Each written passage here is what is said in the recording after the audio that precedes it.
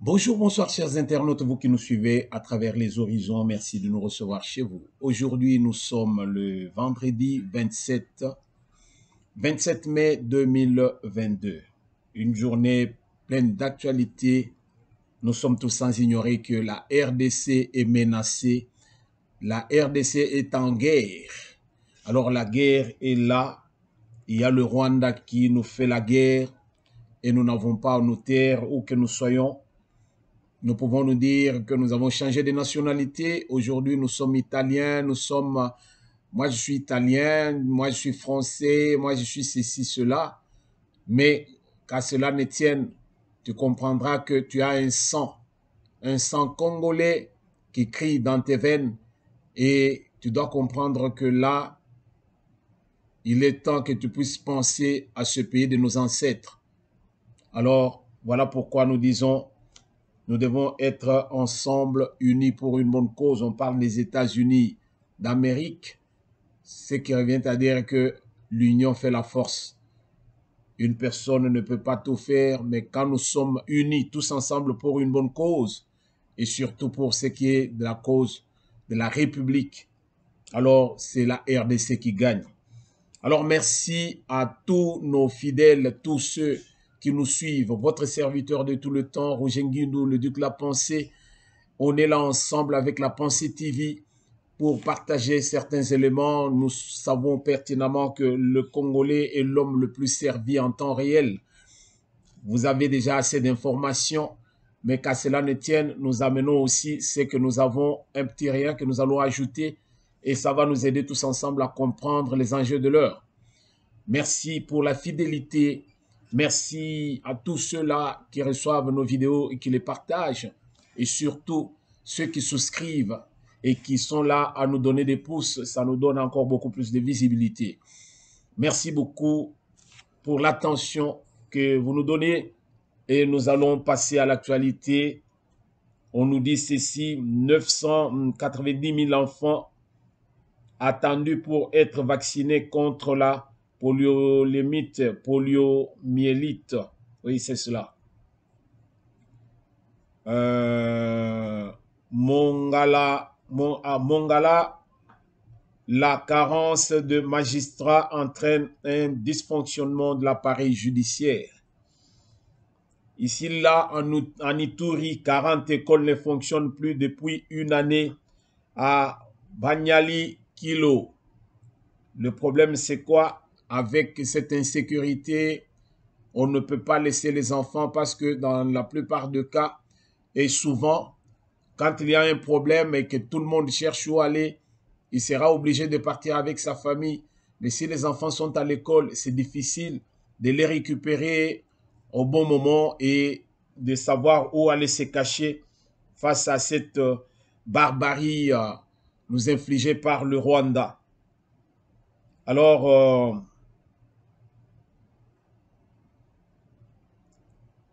on nous dit encore quoi? Le groupe d'ambassadeurs africains et le PAM lancent les projets de cantine scolaire. Ah, ce n'est pas mauvais du tout. Kibumba en grenier agricole, un grenier agricole en guerre depuis plus de 20 ans. Alors, Tokosuke Lawana, alobi Kibumba, nde esika masolo ezali mikolo oyo. Soki boyoki penza ke à l'est la République na Nord Kivu, masolo ezali mikolo oyo, masolo ezobetama ezali penza na Kibumba. Donc, kuna suka na makambo, un grenier agricole en guerre depuis plus de 20 ans. Imaginez-vous ce peuple qui a toujours été un peuple cultivateur. Un peuple cultivateur. Bato bazana bibwele na bango bazali, c'est un peuple agricole, on peut dire ça comme ça. Bazana bibwele, bazana bilanga na bango, bazana makambutu, ils travaillent par la terre parce que la terre c'est ça la richesse. Mais avec l'insécurité, oyo penza ba voisin bazali penza ko créer pa na biso na ba biso moko par ba groupe minuscule oyo ezali toujours ko créer insécurité à l'est de la République. Bozomona penza que donc bato oyo bandeko oyo bazana difficulté, alors ça fait 20 ans bazoloba que bato oyo ça fait 20 ans que bazali penza bongo, donc moyen te yango tozo senga penza la conscience de tout un chacun. Notre titre, vous pouvez le constater, on nous dit violent affrontement FARDC M23. Alors Félix est prêt à donner le ton. Donc Makambo ezo kende ndenge batu tout bazo boulelete. La situation est grave et tout le monde doit vraiment prendre conscience. La situation est grave. Biso tango tozo loba, tozo ya kosala wa buzz te, tozo ya pour que bamona biso te, non. Il s'agit d'une affaire nationale, affaire ya mboka na biso. Makila ya Congolais ezo loba. Alors na minute oyo, le temps n'est pas à la distraction, le temps est à la prise de conscience. Et motuna moto esika azali ayeba yeloko nini toko sala. Voilà pourquoi souvent nous passons sur vos écrans juste pour que tous se sensibiliser biso moko, tous likambo na biso penza vraiment avec sérieux. Vous voyez? Tous likambo na biso moko avec sérieux. Ne soyons pas de ceux qui critiquent, ceux qui rejettent dans le bibo, abandi ko critiquer, mais yo zo sala nini. Au moins moi je parle pour que mutuna moto abanda ko zo moi makanisi moko akoyeba, non, voilà ce que nous avons chez nous, qu'est-ce que nous pouvons faire. Mais pendant ce temps yo revanda na yo zo finga na ngai, problème ezate. Nakokoma mukusete, nakokoma mulaite, nakokoma munene te, nazali ndenge nazali pona ba o bayebi ngai, je ne pas fait trop de poids, je suis ce que j'ai toujours été. Donc ce qui revient à dire que même ce qu'on finit ngai zo finga pour rien. Donc tu perds le temps et loko yo tozali nango ezali, c'est une affaire beaucoup plus ya patrie. Ba tout ba critika ki makambo awa ya de père et de mère awa ya Noël Tchani. Et vous voyez là où ça nous donne, là où ça nous renvoie aujourd'hui, to comprendre penza que donc tous les banvenants, nde basala penza que mboka na biso ane komandenge komaki. Tindenge komi lelo. Si aujourd'hui tozali, c'est que nous sommes, et que kimi ezali te mbongo nyo sezo si le kona na la République na kati ya guerre, alors les efforts de guerre biso moko ne to refuta ya. Pourquoi? Parce que tozo linga to protéger territoire na biso. Et c'est pas facile. Nous devons comprendre cela. Nous devons comprendre cela. Bande konaminito nengto solo loboui, des milliers de personnes dorment dehors.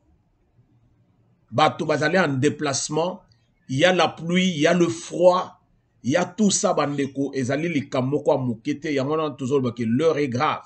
Ba affrontement oyo entre FARDC na M23 et Kagame, c'est une affaire d'État. Alors, c'est une affaire sérieuse. Kagame ne combat pas seul. M23 bande kondenge biso tout ozaki ko kanisela. To kanisa peut que oh ezalika kanini ya bongo bato yo bazalika ba miliciens tout ça. Non non, ce n'est pas ça du tout. C'est une affaire sérieuse. Soki bomoni manduki otolo bibundeli oyo bato yo bazali nango ezali bibundeli ya bato yo bazaka na zamba penza kaka boy bazui yango te bazozongo ndenge nini. Derrière le Rwanda M23, derrière M23 il y a le Rwanda, il y a la France. Moi je dénonce ça et je le dis, je n'ai pas froid. Je dis alors je m'en fous, j'assume. Ba multinational les belenyo sonyo soyo bazo linga penza que ba bando kozwa ndenge bazaki na habitude ya kozwa ba minéraux na bango à partir ya Rwanda. Les lo bazo recevoir les sous-soutés.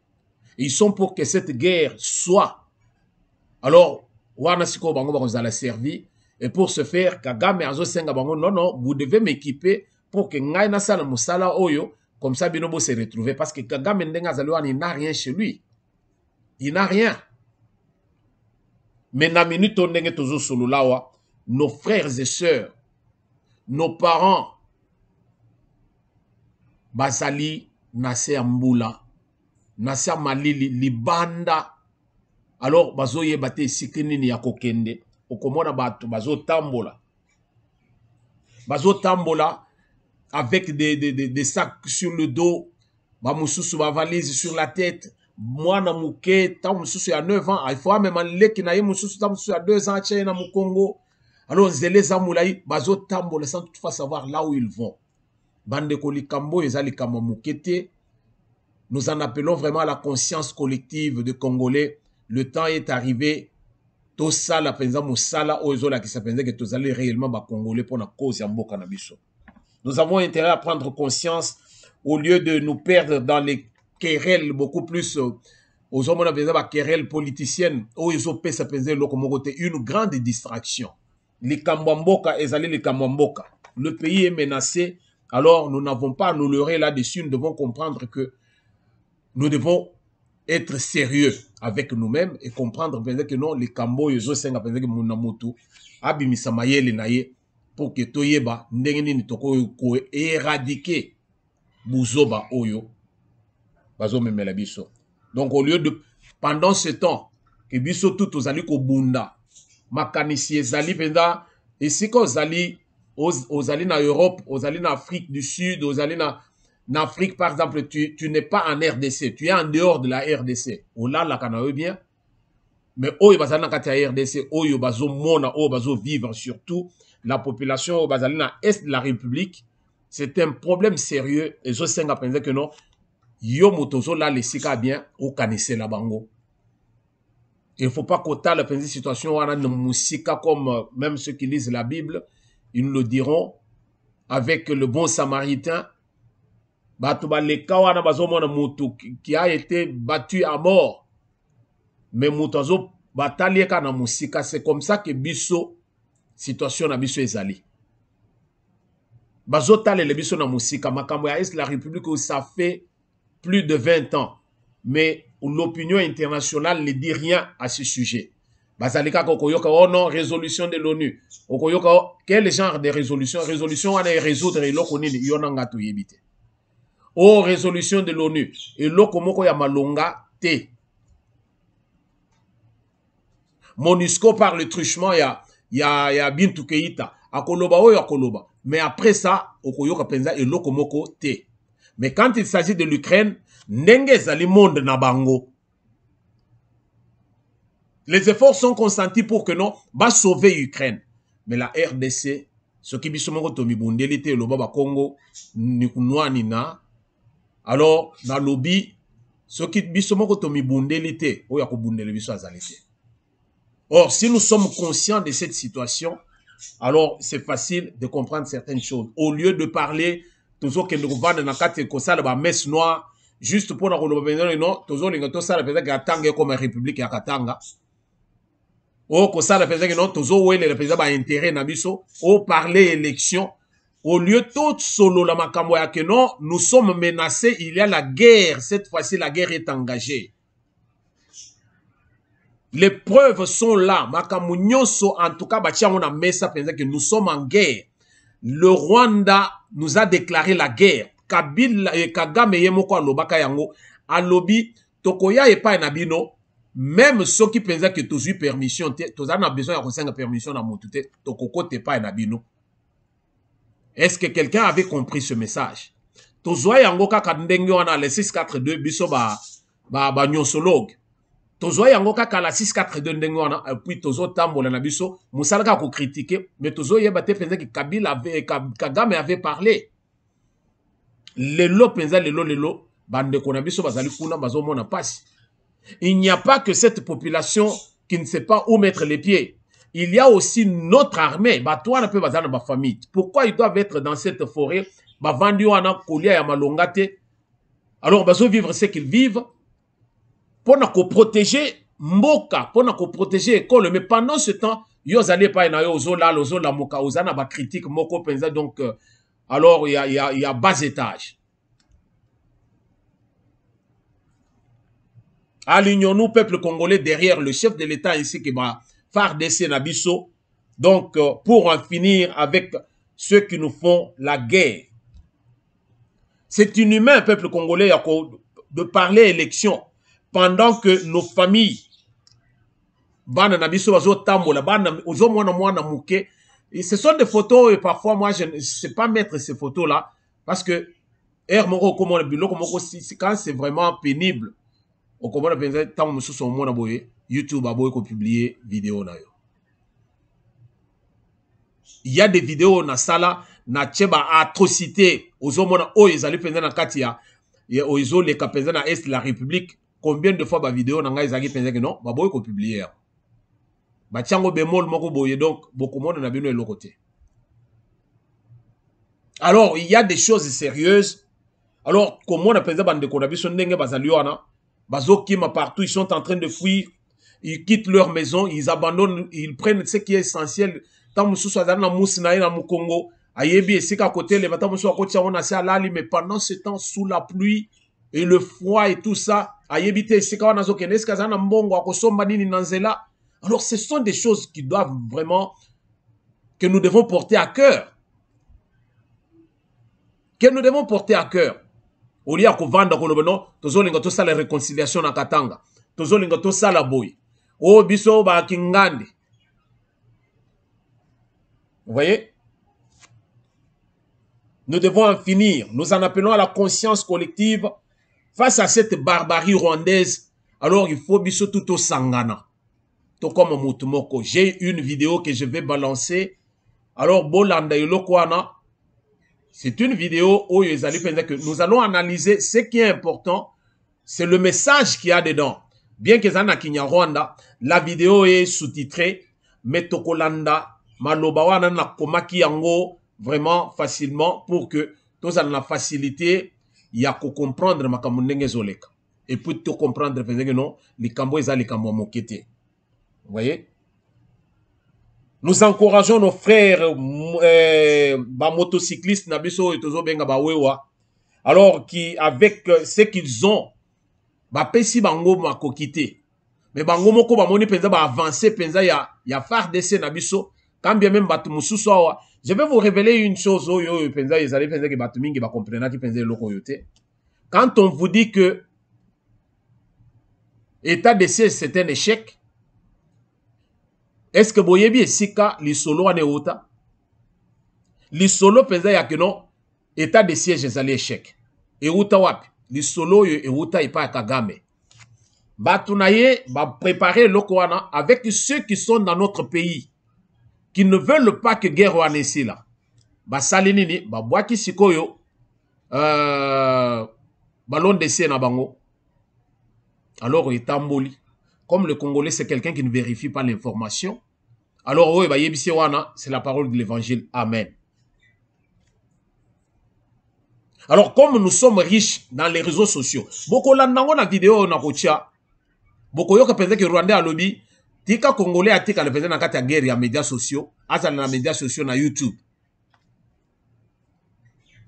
Yo mutozo yo kangai olanda lelo masolo ndenge tozo betelango. Alors, on comprendre que non, tant que tozo loba, toyebi pourquoi tozo loba.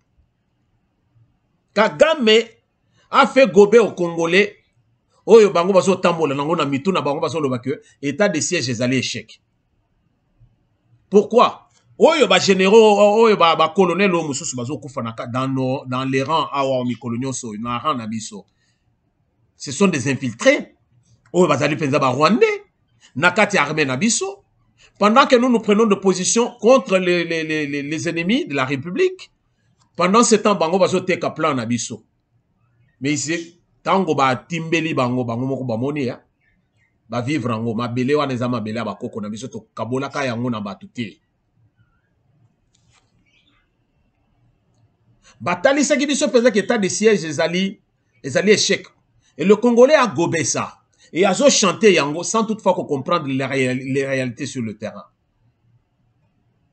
Kende tout na bateau bazali sur le terrain, ba betele o ma solo à solo solo, au comprendre penza que l'état de siège ezali neti ba mona ki penza que non, nzamba kiti penza na solution à solo. Kagame n'a pas voulu que état de siège ezala. Ndenga zali na bato na ye qui sont encore na obédience na ye na Kabila tous en tout cas des mèches. Qu'est-ce qu'ils font? Bazali ko sala penza que non, ba bando ko dérouter peuple kaka po ba yebi que congolais biloko wana, ça l'arrange beaucoup plus. Azoti kalaka na kata distraction en tout distraire. Ce n'est pas c'est un échec. Ya wana bo mona ki penza que même certains députés nationaux na kata penza hémicycle na biso, ils sont pour que non balongola état de siège pour remplacer en nini. Bazali la solution de réchange, c'était pendant ce temps les gens se meurent. Ils sont allés même à Koko Sebiso penser que non, depuis que état de siège est côté, alors les gens se meurent plus qu'avant. Alors dit là vous nous menez en bateau vous autres. Voyez? Nangonga oyo tozo solo la bandeko, to comprendre que état de siège en tout cas ezaki na raison d'être nango.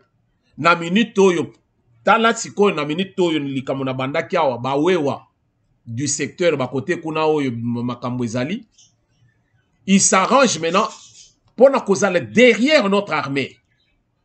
Bazo somba ba pesi bango mbongo te, mbongo na bango ya muke wana, bazo somba mai, bazo somba ce qui manque pour na ko soutenir armée na biso. Ba melata mai, bali ata mwa biscuit, eloko moko ndengo wana ezo sunga. Bako la bel bango badi ba memela bango côté kuna te na zamba, bakulia ngo yerni. Bon moins mai ezali bien, ça peut nous maintenir encore. Bango tout mobilisé. Yangwana bomoni sur photo d'ouverture na biso, bomoni pense que touché ba wewa bazali wana ebele, batwa na bomoni wana bazali te ke o bazo kende bazana course o bazo yamba délégation moko bono direction na zamba isika armée na biso ezali pour na kopesa bango ba secours na bango. Voilà ce que nous attendons de tous les Congolais. Les fils dignes et fils et filles dignes de ce pays. Nous avons besoin de vous. Nous allons poser penza que moko na moko penza donc asala loko la bandeko oyo. Kotia maboko biso tout ensemble unis comme un seul homme pour éradiquer buzoba oyo ba Rwandais bazo ba memeli biso. Kagame alobaka yango makanisa ki penza que donc Tshisekedi c'est un novice. Akanisa ki ke Tshisekedi c'est un novice. Ndenge batantaki yoko boma banda kala koti na pouvoir ba silisi batutu na présidence. Bakoki ete. Til lelo bazo continuer. Souci na bango ezali penza que non motoyo so tokena ye lisusu pe boyo ki penza lisusu ke azui lisusu ba élection a gagné lisusu mais c'est fini tokomona ka jamais clair. Alors c'est le moment ou bientôt abattre ou bientôt ça le penza que des autres à la totale. Yozo la la pongi. Ozo lobo Tshisekedi ayebi rien. Yo yebi nini si quoi par rapport à ce qui se passe chez nous. Ozo sala nini. Yo muto yebi ebele wana. Tu fais quoi? À l'heure actuelle, Bandeko, Boumba, et puis Kibumba, Romangabo, Rugari, Jomba, et puis Tozalina Chanzu, Runyoni, donc ba secteur Nyon Soyo, et Zalaki déjà M23 bakota ki bisika wana penza ba yaki na désordre ba secteur nyonso na tangeli bino oyo mais na ngonga oyo ndenge tozo solo na bino boyo nyonso ezali sous le contrôle ya FARDC. Alors coup de chapeau na armée na biso ndenge bolobaka tokowa pona ekolo, alors tokowa pona ekolo, on est ensemble toza de mesh na bino to bozali mosika mais problème ezali te, nous vous encourageons ici ka bozali. Biso tolobaka pamba te. Tolobaka pamba te, to insistaki awo tolobaki penza que pendant que l'Union l'Occident bazali penza ko kweyisa penza ba sanction contre la Russie. Biso epai na biso moto akolobela biso azali te. Biso moko tozotia ba sanction na biso na ndenge na biso. To sengaki na mokonzi ya mboka. Tosengaki na mokonzi ya mboka Nangonga oyo, bazongi c'est la biso, corps diplomatique na biso oyo bazana Rwanda, bazonga na RDC.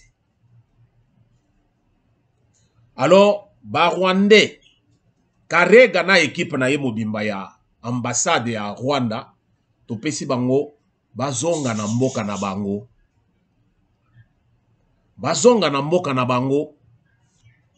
Comme ça, relation diplomatique entre la RDC na Rwanda et la relation diplomatique moko coupé.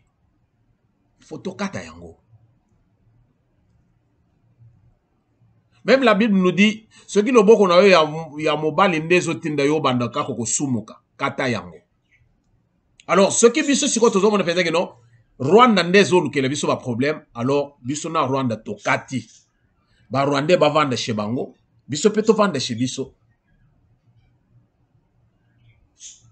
Nous avons un problème sérieux, Bandeko. Tu comprendre le moko ezali que nous pouvons aussi corriger mur moko ici kawana. On n'a pas besoin de faire mur, tokocha clôture en fil barbelé. Ndenge tozo na moni baninga mususu pe basi batambu ici déjà ba image wana. Kocha penza que double tono ba clôture, il y a fil barbelé sur frontière na biso penza na Rwanda. Tokangi penza kobanda penza coin ti coin tokangi yango. Vous voyez? De cette façon-là, Rwanda va vendre chez bango, biso pe to vendre chez biso. Alors tokota les sekani ni bozo penza ko. Hier penza izalaki penza yombe penza omoni penza ki donc na ambassade penza ya Rwanda. Bande ko na biso bakitaki bakeye penza ko sala sit-in kuna. Kosenga penza ki donc en tout cas mokonzi ayoka penza ki non bakendaki déjà côté kuna souci na bango ezalini ni karega na équipe na ye balungwa bazonga penza na Rwanda. Angolo zo mona penza ki biso tango tozoloba penza makambo penza parce que tozali na posa ya koloba te. C'est comme ça. Relation diplomatique entre la RDC na Rwanda, il faut ezala relation diplomatique ya kokata. Tozali bandeko te tokotikala jamais kozala. Bandeko. Point barre.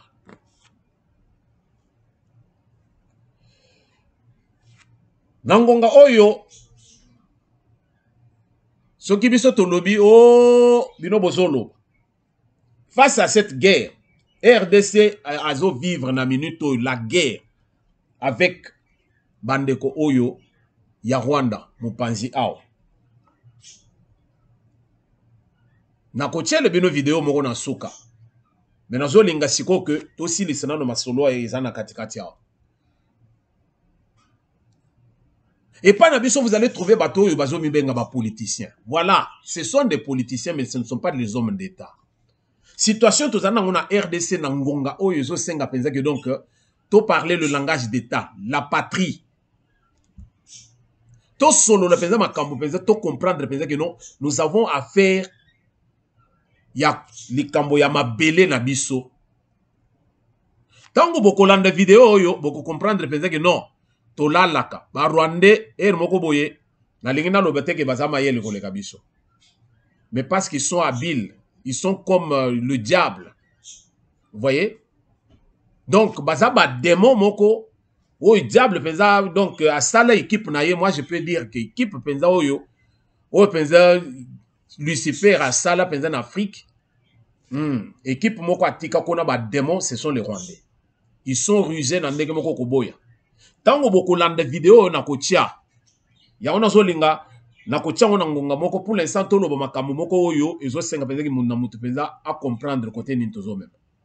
Mais tango toko analyser vidéo wana, c'est là où vous allez comprendre que non, en tout cas biso tozo la pongi ba toyo bazan bazali kamwa mabele moko amuke me baza rusé. Yo so moni serpent oyo abomaka batu facilement wana azaka moni na loboko oyo non, azaka muke boy. Mamba noir, vert, tout ça, vous trouverez que un serpent venimeux wana, bazali ka mike boye mais bazali dangereux. Le Rwanda c'est un danger pour la RDC parce que Rwanda ndenge bazali wana pona bango, RDC ezali mboka na bango. surtout est la république côté qu'on est zamboka na bango toboto lango mu colonie ni ba yebisa biso tozo monate soki biso tolobi o tozo loba tomoni bato basangani awo bakei bango nyonso kuna na Katanga o réconciliation ya ba Katange nzokande zaki réconciliation ya ba Katange te basango ambongo na Fulgence Soni Muteba basangani bayokani basi bazwi mwa tsweke na bango bazolinga basangisa Kabila na nani oyo na Katumbi et pourtant likambo ya Kabila na Katumbi ezali likambo penza oyo ezosenga bakatange bavanda basolola te parce que ezali likambo ya bakatange te ezali likambo ba individu mibale soki Kabila benga alandelaka Katumbi akima Katumbi ye moko ayebi Katumbi moyibi na ye eza ya lelo te c'est quelqu'un qui prend alors qui sait tout prendre alors il te prend au PC loboko azwi nzoto mobimba awa o réconciliation ya sengia wa Katumbi c'est lui qui a payé le prix pour que bato basangana mais basangani sikoyo solution ezanini Kabila ye atali alobi non vous pouvez tout faire mais likambo na ngai na yo ezali likambo ya mopatasi zongiselanga part na ngai ndenge tosala masolo na biso wana oyo toteka biloko ya bato ya bakongole awa pesanga part na ngai soko opesi yango te yo na nga kaka rando po oyo kolanda nde oyeba ngo te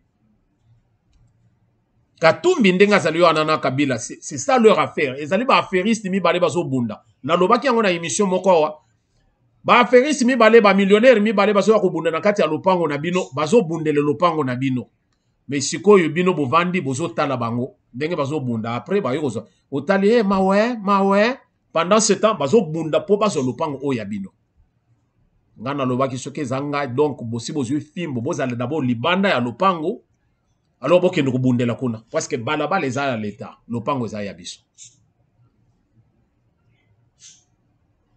nazoloba makambo ya basango basali ba réunion kuna pona kosangisa bato nayoki senko te alobi par rapport à l'attaque que nous avons oyo mikolo nyonso oyo na est la république bazosele batongela bango cathédrale po pape na bango aya bayamba ye penza bien avec tout ça alors ba effort nyonso ya basango ezali kaka mafia sur mafia basangisi ba millionnaire bango basi balepe mbongo na kati maintenant tozosela papa ya bapangani azana na problème te mais bato oyo bazali wana bazolenga batalisa biso penza ke soki papa ye ekozala ba effort na bango et pourtant likambo ya papa ndenge po ya epa na biso ezalaki penza ke ye moko son excellence Félix Antoine Tshisekedi Tshilombo asolicitaka nini oyo visite ya pape tango akendaki tango bazo élevé en mbongo na Italie na Rome et son excellence Félix Antoine Tshisekedi Tshilombo asengaka penza ke non donc son éminence le pape jour oyo penza ngai tango na koleka sikoyo président ya Union africaine souci na ngai ezali ke oya na RDC malheureusement il a terminé son mandat mais toujours est-il que le pape avait accepté cette invitation yango na côté de cette invitation officielle à Zoya na mbongo asombaki yango awa oh il a reçu l'invitation c'est comme si le pape de son propre gré il voulait venir en RDC voilà bato mususu oyo bazo kosa bato moi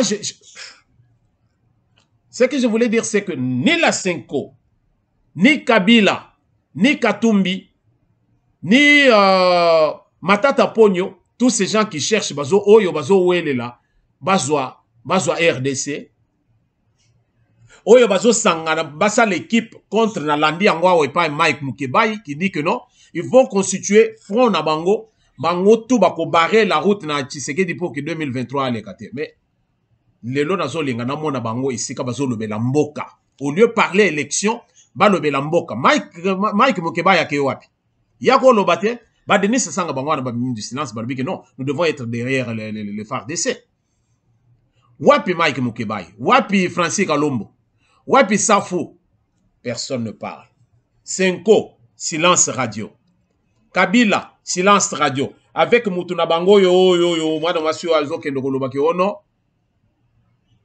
Songi Muyumba oyo azoloba non il faut que Tshisekedi akende komona nani Kabila akotana na ye pour qu'on puisse parler likambo ya est la république oh bande ko eza ko lokate oyo eza kindoki te Kabila pendant règne na ye guerre wana ya est ezalaka toujours Totika le commande même pas une fois. Toyoki pensait que Kabila a pris une mesure quelconque pour que guerre wana la République ici. Ce qui botali bo commande photo na che wana na che nan. Nkunda batware. Nkunda batware bangonde basala loi dans les collines là-bas na est de la République. Alors pour faciliter Rwanda banda toujours les lots bakomi ko lobela Rwanda on dirait les allaient ville dortoir il y a Afrique.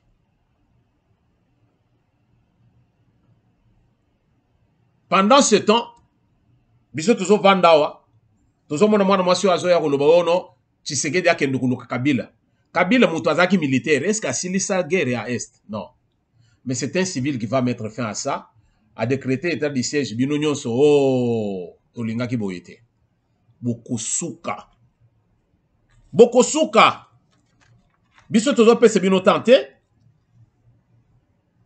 Alors to sepeli na bande kona biso oyo bazo sunga ndenge bazo kokela bisika bazali. Alors toyoko yoka la déclaration de qui c'est une déclaration oyo asali quand même Katumbi. Il a dit quoi? Nous allons lire aux tweets à Katumbi. Il a dit ceci: jamais la guerre n'apporte la solution. Face à la nouvelle épreuve que nous traversons, soyons tous unis. Tout mon soutien va aux FARDC qui se battent avec courage face au M23. Le sort des milliers de nos compatriotes en détresse doit être notre toute première préoccupation. Voilà. Il a dit ce qu'il a dit, Toyoki Nabiso, mais vous allez trouver que c'est un discours, c'est creux. C'est creux. Il parle de la guerre. Le Rwanda nous menace. Le Rwanda est en guerre. Le Rwanda nous a attaqués. Yazoloba, la guerre. Tout simplement, ce qu'il y en a, nos compatriotes qui sont là-bas. Azobanga konobel makambaka ya Rwanda ya Kagame. Donc, l'Union européenne aussi, l'Union européenne appelle toutes les parties à éviter l'escalade et à utiliser les mécanismes existants de vérification conjointe et de résolution de différends. Nalobi, Union européenne basangani awa bango nyonso basangani basangani awa. Union européenne basangani bakoki Russie te. Basangani bango nyonso contre la Russie bakoki te. Mais le Union européenne bazo ya po ba pese biso ba injonction. Les injonctions c'est pour les Africains parce que ba moni ke baza ba maillon faible na bango. Yango so mona batuloko ba Rwanda oyo qui n'ont rien, alors ba komi ko vivre derrière ba français ba boye. Alors bazo djembe là, alors bazo lia ba mbongo ba batwana. Alors batwana bazo équiper bango pour que ba ya ko semer des ordres de pas na biso, mais le temps est arrivé. Je parlais de Francine Mouyumba, donc qui invite Félix Tshisekedi à consulter Joseph Kabila pour l'intérêt de la nation. Oui, ça qui nous quitte. Kindo ki pense bino bozela ka pense que donc momo na mutu azo kende wapi na zeta kombo azo kende. Donc voilà au moins ce qu'il y avait à ce sujet. Alors maintenant tous autres vidéo mokoto landa bisotu. Alors après vidéo wana de tozongi lisusu to développer ma solo. Celui qui parle c'est un officier rwandais azoloba na mboka na bango et makambo azoloba to répertorier yango nyonso. Maintenant sikoy tozolinga yo siko tango parce que ndenge ezali azoloba eza sous-titré en azoloba na Kinyarwanda mais eza sous-titré en français, mais comme ça passe vite biso to komi yango nyonso pour que non to banda to loba donc ndenge zo kendele. Alors là yo moko siko benda film au comprendre combien ba Rwandais ils sont un danger pour la RDC. To landa moi vidéo bongo tozo ko inyungu z'umutekano twese zitugeraho ntabwo ari ibiraka mutwima kuri twebwe gengira Imana rwose intambara zaza kuko zishize bansezerera nyine nataha ariko twaranavuze ngo ibyo biraka tuzajya tubirangiriza hirya iyo ngiyo hano u Rwanda ni ruto ntabwo twashyiramo ibisasu hirya iyo kuko bafite ibihugu binini ibibazo byacu tukabirangiza kandi abamotari nta kibazo bibateye ariko nimushaka ko tutangirira mu Kigali sinzi rebero jari hehe ubwo ni nko kurwanira muri saro yawe hari umwana dushobora kumugwira hari umugore dushobora kumuhirimira hari televiziyo mujye mudusengera nk'ingabo ibiraka byacu tubirangiriza iyo ngiyo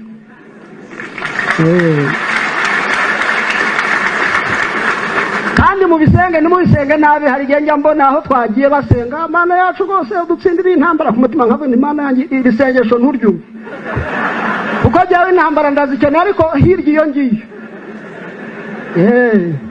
none se mudacumura w'imyaka 70 aracyarwana jewe 50 nataha oya nkeneye ko duhurira iyo ngiyo ibibazo byacu tukabirangiriza iyo ngiyo ariko atari hano hafi kandi kujyayo biroroshye dufite Rwanda ntabwo tukigenda n'amaguru ubundi twaruhaga tugenza amaguru cya gihugu kituruta ubunini inshuro 89 tukakigenda amezi 9 tukaba tugeze aho gihana umupaka n'ikindi amezi 9 ariko ubu Rwanda hakamanuka twe tukarangiza ikiraka tukagaruka twibyinira insinzi izo rero nizo nguvu z'igihugu cyanyu niyo mahirwe igihugu cyanyu gitanga kugira ngo ariko mugire umutekano rwose ntimukajye mujya gushyushywa n'ubusa bwabo bantu intambara zasigaye ku ikoranabuhanga YouTube n'ibindi nk'ibi. Merci bandeko balandi bino moko boyoki ndeko na ndenge azoloba bazo betele maboko bazo sepela bazo crier tout ça mais cet officier rwandais à lobby. Alors, azoloba boy, chacun doit connaître son rôle, car nous sommes tous concernés par la sécurité.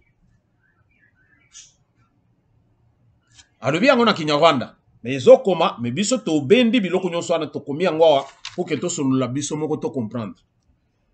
Moi personnellement, de quoi na moto azoloba, moi personnellement, c'est à mon avantage que ces guerres perdurent, car s'il n'y en avait pas, je serais au chômage.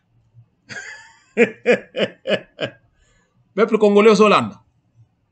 Pour naye, guerre wana esengo naye, parce que ceux qui guerre wana lungwe, yazali chômeur, na mboka na bango.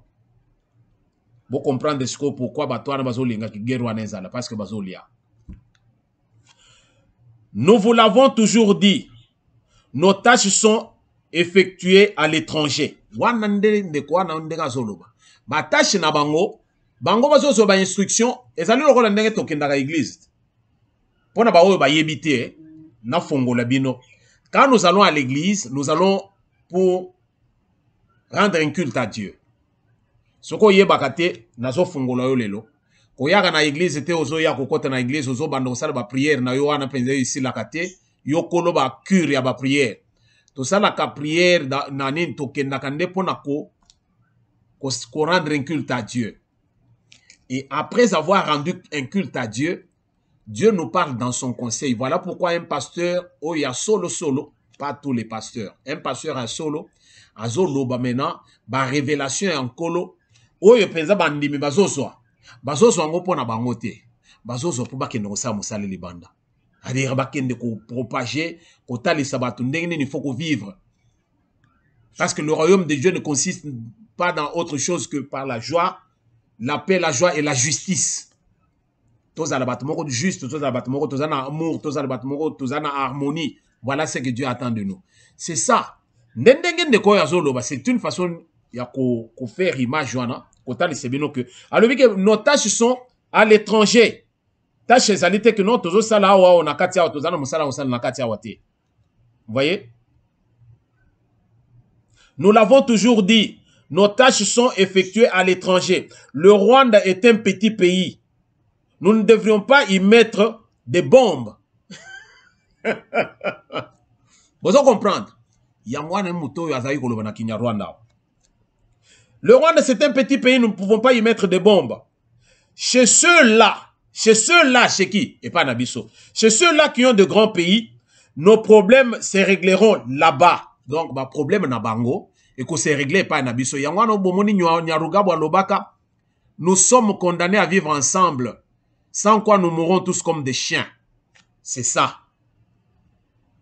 Bango bakolinga baya et pas na biso, baya ko semer terreur parce que leur vie en dépend. Ceux qui baye ko sale terreur wane pas na biso te, bango bako vivre chez bango te.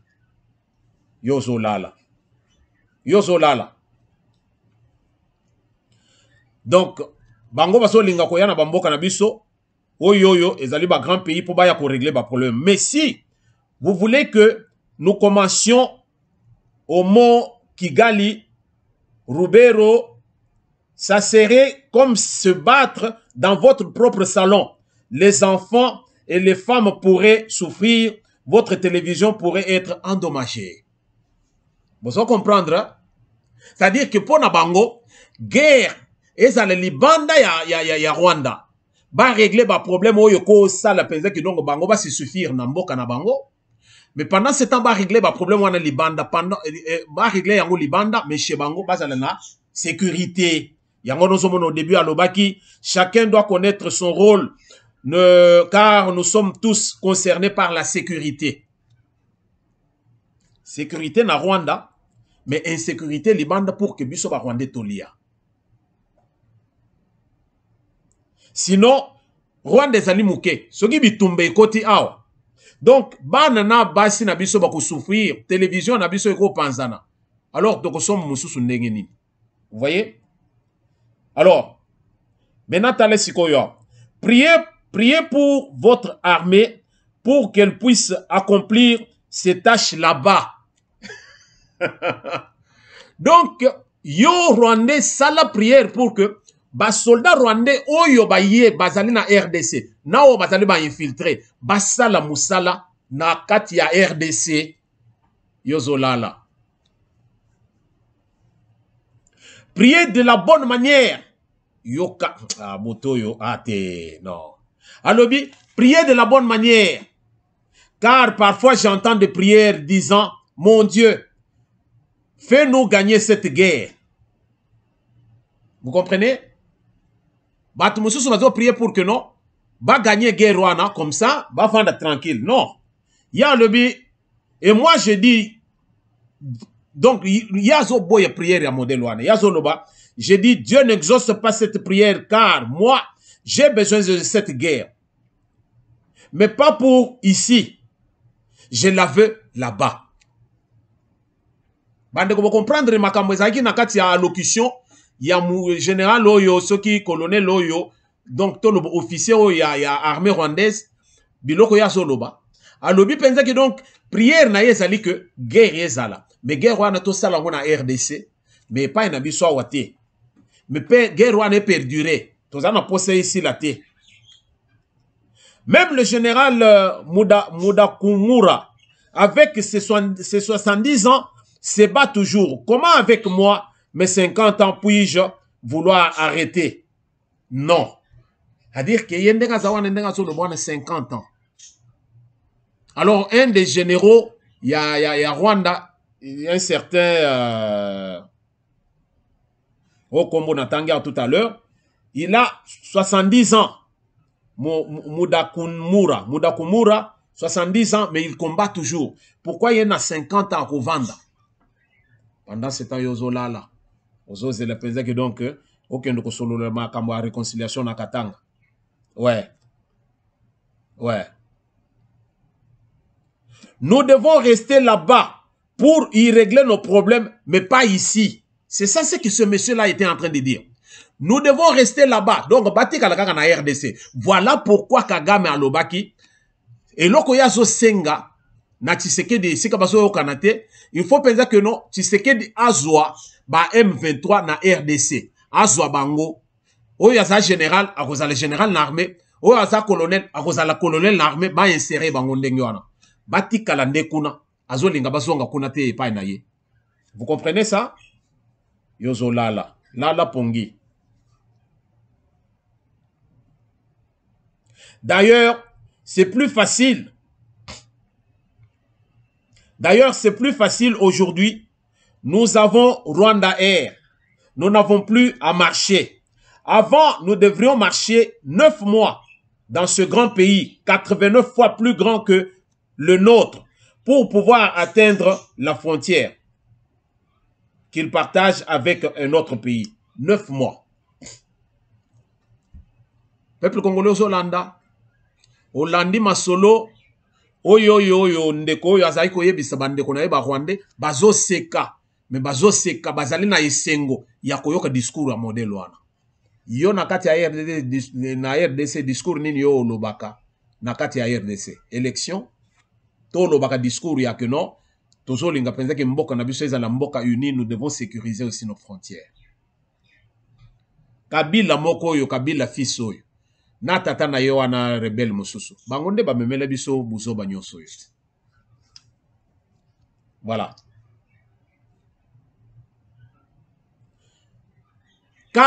Rwanda 89 fois ekokota na RDC 89 fois bazalaki kobeta 9 mois po balungwa ta mosusu bisika bazali po baya kokoma na RDC na ba frontière na biso 9 mois ya nzela na makolo. Mais aujourd'hui bazali na Rwanda Air. Avec Rwanda Air bazo mata na Rwanda 1 heure ou 2 heures après, bazali na njili, bakiti wana boye, bapalangani, basali sal bezoni na bango, après bakoti pa avion, bazongi kotoyo, bakomi chez bango, esengo na esengo. Voilà ce qu'il a dit. Mais maintenant, avec Rwanda Air, nous y descendons pour terminer notre travail et nous revenons en chantant victoire. C'est ça la force de notre pays. Peuple congolais Hollandi, et là qu'on a lobby, voilà. Yom Tozo ne me que non. Rwanda a un problème na bisoté.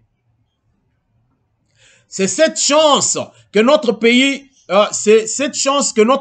nous donne pour que votre sécurité soit assurée.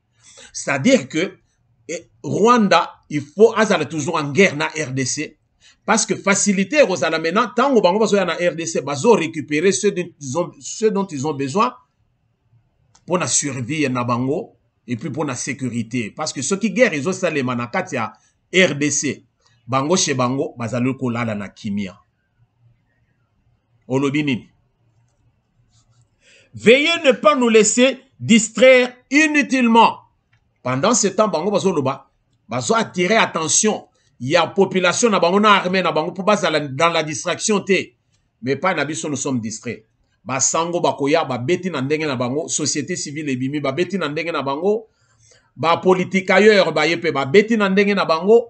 Alors vous allez trouver que mbutu penza donc na RDC tout le monde est tout le monde. Et pourtant batu mususu un petit pays mais batu moko moko boye na boy ko kosa ba lobi penza ki mitu na bango ezo sala quand bien même ce sont les génies du mal. Les génies du mal travaillent mais bino bovandi bolali bozo lamuka élection 2023 biso tokosa l'alliance na Matata Mponyo tokosa l'alliance na Kabila tokosa l'alliance na Katumbi d'abord azali ya bango. Ça c'est Mike Mukeba qui parle. Mike Mukeba ya bossa na pensa qu'il a marché dans les rues azo crier avec la population que azo yemba kotundeni to bengana Kabila fachi telema to bengana Kabila kaka Mike Mukeba wana lelo azo sangana na Kabila wana pour bloquer Tshisekedi oyo azo bondela mboka pendant que Tshisekedi azali kokima jour et nuit akoko ya na avion akufi. Mike Mukeba ya zawapi avandi azolia moi misili na ye azolia moi safu na ye, il est en paix. Qui vous a dit même que Tshisekedi azolia même biloko ezokota na libumu ezokota na monoko pezo ken na libumu. Il faut se mettre à la place des autres et puis comprendre ce que les autres vivent. Que koya ko perore penza boye po ba mona penza ko zoloba bien. Je termine discours ya moto à lobby. Pour ces gens-là, pour Nabiso, pour ba Congolais, pour ces gens-là, ce qui reste comme lutte, c'est la bataille des réseaux sociaux et YouTube. Nasuke Liwa. ngamu nalobi yango te. Nalobaki yango au début. Ba Rwandais ba moni biso déjà que tozali ba yuma. Mususu afinga biso kote kuna alobi ke ba Rwandais ba Congolais wana balataka pantalon ti awa musana bango akobina. Ba Rwandais moko oyo bafinga biso pe ke ono biso tolataka ba pantalon musana biso ka koyemba et puis il n'y a pas autre chose. Et les femmes, et quand vous irez aux États-Unis, grande puissance, musique aux États-Unis na RDC na noyete. Mais tozo yoka que c'est une grande puissance au Saranate. La Chine oyebi combien de stars il y a musique bazali. Vous voyez? Mais ba finga biso. Bazolo bevende que non ba Congolais, bango batika le lutte na bango. La bataille des réseaux sociaux. Alors bango bazo tchela biso ce qu'ils peuvent nous mettre. Alors biso tozo kamata, tozo véhiculer yango au lieu de se concentrer peut comprendre que non. Moto yo bato yo tala ndenge bazo salela. Alors to bundela masolo na biso biso tozo bundela masolo na biso te. Tozo linga to bundela élection à 2023. Merci de nous avoir suivis bandeko. Wana tokutani na prochain numéro.